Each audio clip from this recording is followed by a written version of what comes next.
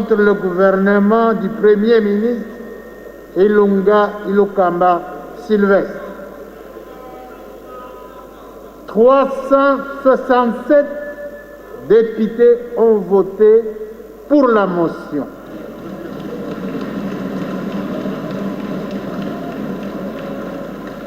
En conséquence, l'Assemblée nationale adopte la motion de censure contre le gouvernement du Premier ministre Ilunga Ilukamba Sylvestre, conformément au prescrit de l'article 146, alinéa 3 de la Constitution et de l'article 214, alinéa 7 de son règlement intérieur. En application de l'article 147, alinéa 1er de la Constitution et de l'article 215, alinéa 1er du règlement intérieur de l'Assemblée nationale, le gouvernement du Premier ministre Ilunga Ilukamba Sylvestre est réputé démissionnaire.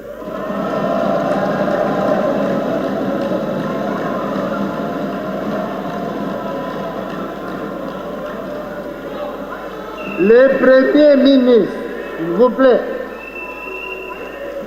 le Premier ministre est tenu de remettre la démission de son gouvernement au président de la République dans les 24 heures.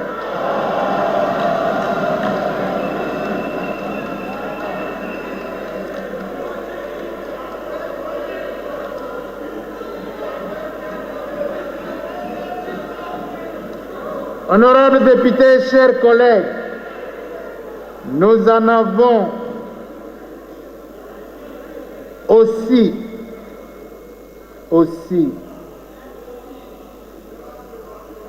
conformément à l'article 23, alinéa 2.22 du règlement intérieur de l'Assemblée nationale. L'Assemblée nationale va également adopter une résolution déclarant la déchéance du gouvernement du Premier ministre Ilunga Ilukamba. Celui-ci sera transmis au président de la République, à la Cour constitutionnelle et au gouvernement. Nous en avons ainsi terminé avec notre ordre du jour. Nous voulons vous remercier et vous féliciter. Pour l'instant, votez d'abord la motion. Qui sont pour la motion? La résolution, pardon. Qui sont contre? Qui s'abstiennent? La résolution est votée. Adoptée. Honorables députés, chers collègues, nous vous remercions, vous félicitons pour le sens élevé des responsabilités, de maîtrise et de dépassement de soi dont vous avez fait montre lors de cet exercice démocratique que nous venons de connaître au cours de notre législature. Chers collègues, encore une fois, félicitations. Que vive la démocratie au sein de la Chambre basse du Parlement. Je vous remercie. Sur ce, la séance est levée. Parlementaire, madame. Donc, nous avons fait l'évaluation de l'action du gouvernement et vous-même, en tant que citoyenne de ce pays, vous devez également vous faire une opinion sur la gestion du pays. La coalition FCC Cash ne nous a distrait que dans des querelles byzantines pendant que la situation du pays, du Congolais et de la Congolaise ne faisait que se détériorer. À l'est de notre pays. Bien, les mécanismes prévus par la loi vont s'appliquer. nous allons mettre en œuvre les mécanismes prévus par la loi. Du praxis des autorités morales. Mais nous, ici, nous sommes des républicains, des démocrates. Nous sommes venus répondre à l'instance qui nous avait installés. D'où nous avons tiré notre existence, c'est à l'Assemblée nationale. Et si l'Assemblée nationale constate que le gouvernement devra venir répondre à l'appel dont les députés ont formulé, en tant que ministre issu du gouvernement Ilunga Ilunkamba, je devais être là et je suis là. Et je suis très content de la résolution qui est prise de la déchéance du gouvernement Ilunga Ilunkamba.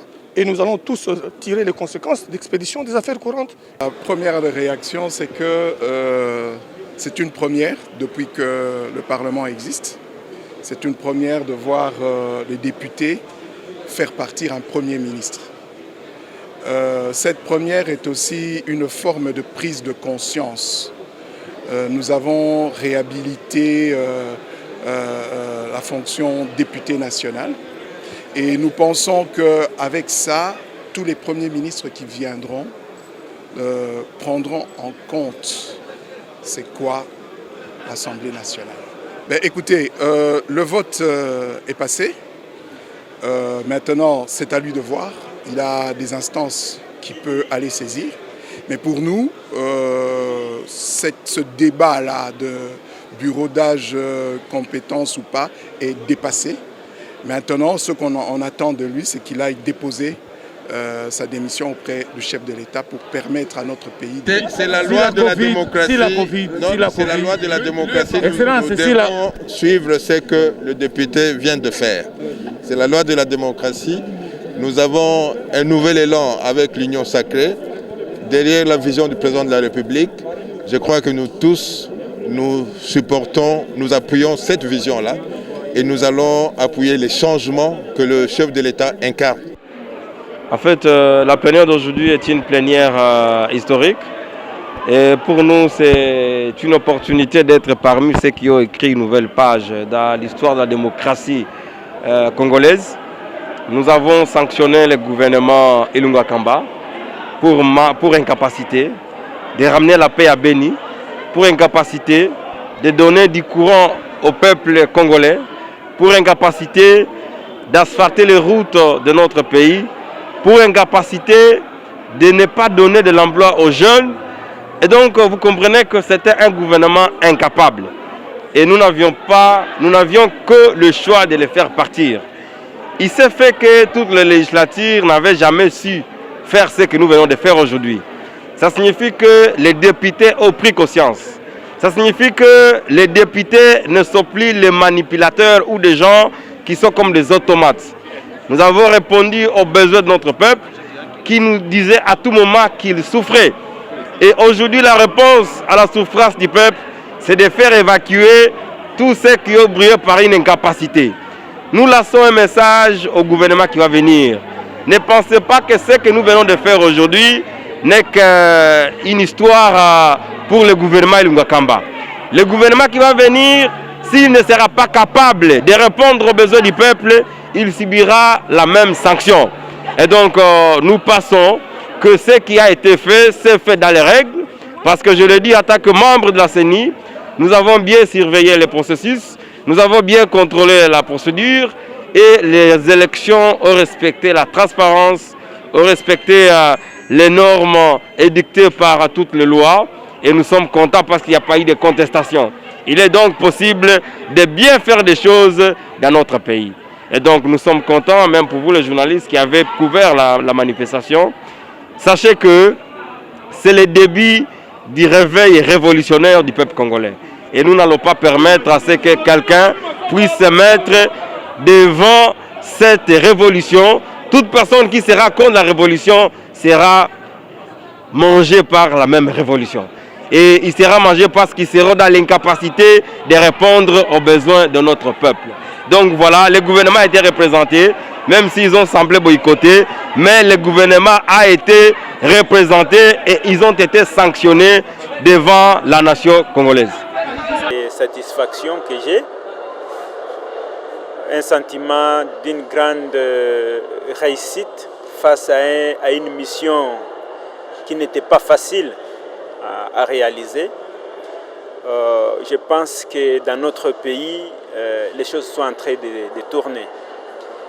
Désormais, les gens qui vont diriger ce pays doivent se dire que le gouvernement n'est pas constitué par des intouchables. On peut démettre un gouvernement s'il ne répond pas aux attentes du peuple. Et c'est ce que nous avons fait. Nous sommes satisfaits du travail que nous avons engagé et les résultats sont à la hauteur. Je pense qu'ils font une lecture biaisée de l'arrêt de la Cour constitutionnelle. L'arrêt de la Cour constitutionnelle précise très bien les missions dévolues au bureau d'âge. Et à la fin, je les invite à lire à la fin de cet arrêt, ils disent que le bureau d'âge est habilité à s'occuper d'autres missions urgentes et nécessaires qui sont révolues au bureau de l'Assemblée nationale. Donc, le bureau d'âge a eu toute la compétence nécessaire et je pense que maintenant, c'est ce qui est important pour moi. Pour moi, c'est ce qui a été fait et a déjà été fait. Le plus grand reste à venir. Nous allons vers la mise en place d'un gouvernement d'union nationale. Et moi, en tant que député d'Ensemble pour la République, je réitère encore nos revendications. Puisque si nous allons vers la mise en place du gouvernement sans avoir quelles sont les ambitions que nous avons vis-à-vis de la population, alors nous risquons de tourner à rond. Il faut qu'on se mette d'accord sur les projets, sur la manière de mener ces projets, qu'on se mette d'accord sur les résultats attendus et qu'on définisse les indicateurs qui vont nous aider jour après jour, mois après mois, année après année, de dire nous sommes dans les bons ou nous ne sommes pas dans les bons.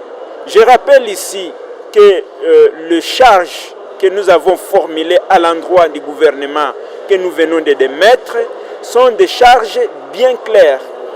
On a fait une étude ou une confrontation comparative du programme du gouvernement, du programme du Premier ministre, entre ce qu'il avait prévu de faire, je parle de prévisions, et ce qu'il a fait. C'est cette différence-là qui fait qu'aujourd'hui, nous avons estimé qu'il était temps qu'il puisse partir.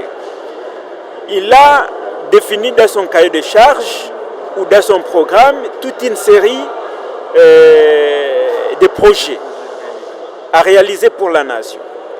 Et lorsque nous avons fait le comptage, lorsque nous avons fait l'évaluation, nous nous sommes rendus compte qu'aucun des objectifs qui s'étaient assignés n'a été réalisé.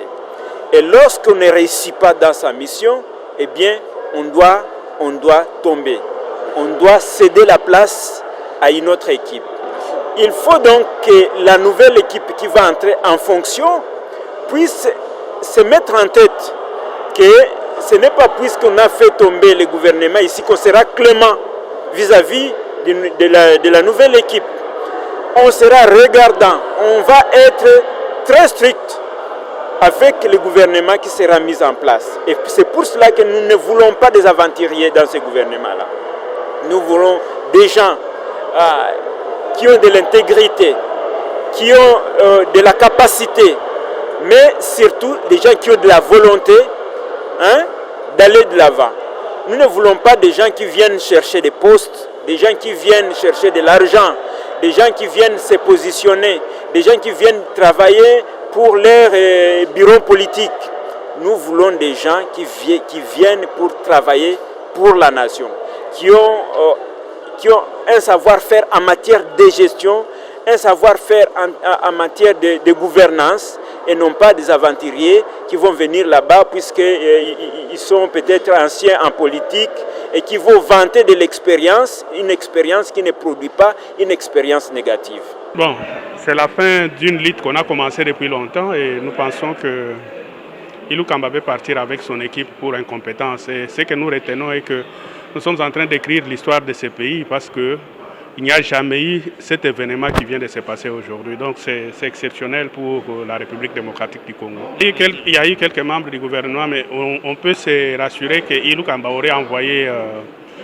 moi j'ai vu ça dans les réseaux, c'est pour cela que j'ai dit aurait envoyé. Il a envoyé la réponse à la motion soi-disant qu'il ne peut pas se présenter parce que c'est un bureau... Sur un ordre du jour déterminé, c'est l'ordre du jour déterminé par ce bureau. Parce que nous sommes dans un système de séparation de pouvoir développé par John Locke dans son livre Traité sur le gouvernement civil, ou bien par Montesquieu qui est connu en droit constitutionnel, qui a écrit un grand ouvrage, L'esprit des lois. Mais une cour qui appartient au pouvoir judiciaire dans la séparation de pouvoir, une cour ne peut pas déterminer l'ordre du jour d'un autre pouvoir qui est l'Assemblée nationale. C'est pourquoi l'ordre du jour déterminé, il est déterminé par qui? Par le président du bureau. Et le règlement intérieur, l'article 34.6, autorise le président de l'Assemblée nationale à convoquer la session extraordinaire sur un ordre du jour déterminé par lui. Et le point 1 de l'article 34 du règlement intérieur du Conseil, c'est l'Assemblée plénière qui fait quoi? Qui adopte l'ordre du jour. Ce n'est pas la Cour. Tout ce qu'on retient, la Cour, elle a autorisé. Dès que vous avez autorisé le bureau à convoquer une session extraordinaire, l'ordre du jour est déterminé par le bureau. Bon, c'est faisable administrativement, parce qu'il n'est pas là, il ne peut pas signer pour lui-même. C'est faisable. Mais ce qu'il faut, d'après l'article 90, en cas d'empêchement, c'est le Premier ministre, c'est le membre du gouvernement précédent qui leur remplace le Premier ministre. Donc les ordonnances, même s'il avait dénié, mais on comprend que c'est un Premier ministre, dès lors qu'il est incompétent, il est incapable, qu'est-ce qu'il va comprendre dans le droit constitutionnel? Sur un ordre du jour déterminé, c'est l'ordre du jour déterminé par ce bureau. Parce que nous sommes dans un système de séparation de pouvoir développé par John Locke dans son livre Traité sur le gouvernement civil, ou bien par Montesquieu qui est connu en droit constitutionnel, qui a écrit un grand ouvrage, L'esprit des lois. Mais une cour qui appartient au pouvoir judiciaire dans la séparation de pouvoir, une cour ne peut pas déterminer l'ordre du jour d'un autre pouvoir qui est l'Assemblée nationale. C'est pourquoi l'ordre du jour déterminé, il est déterminé par qui? Par le président du bureau. Et le règlement intérieur, l'article 34.6, autorise le président de l'Assemblée nationale à convoquer la session extraordinaire sur un ordre du jour déterminé par lui. Et le point 1 de l'article 34 du règlement intérieur du Conseil, c'est l'Assemblée plénière qui fait quoi? Qui adopte l'ordre du jour. Ce n'est pas la Cour. Tout ce qu'on retient, la Cour, elle a autorisé. Dès que vous avez autorisé le bureau à convoquer une session extraordinaire, l'ordre du jour est déterminé par le bureau. Bon, c'est faisable administrativement, parce qu'il n'est pas là, il ne peut pas signer pour lui-même. C'est faisable. Mais ce qu'il faut, d'après l'article 90, en cas d'empêchement, c'est le Premier ministre, c'est le membre du gouvernement précédent qui leur remplace le Premier ministre. Donc les ordonnances, même s'il avait dénié, mais on comprend que c'est un Premier ministre, dès lors qu'il est incompétent, il est incapable, qu'est-ce qu'il va comprendre dans le droit constitutionnel? Pour ce faire. Mais ils sont libres. Quand on vous invite, vous ne venez pas, vous êtes libre. Ils ne sont pas venus. Pourquoi? Allez les leur demander. Mais c'est la même chose. Oh non, qui vous dit qu'ils ne sont pas là? Il y a 380. Qui vous dit qu'ils ne sont pas là? Ils sont là pour certains, d'autres ne sont pas là. Voilà.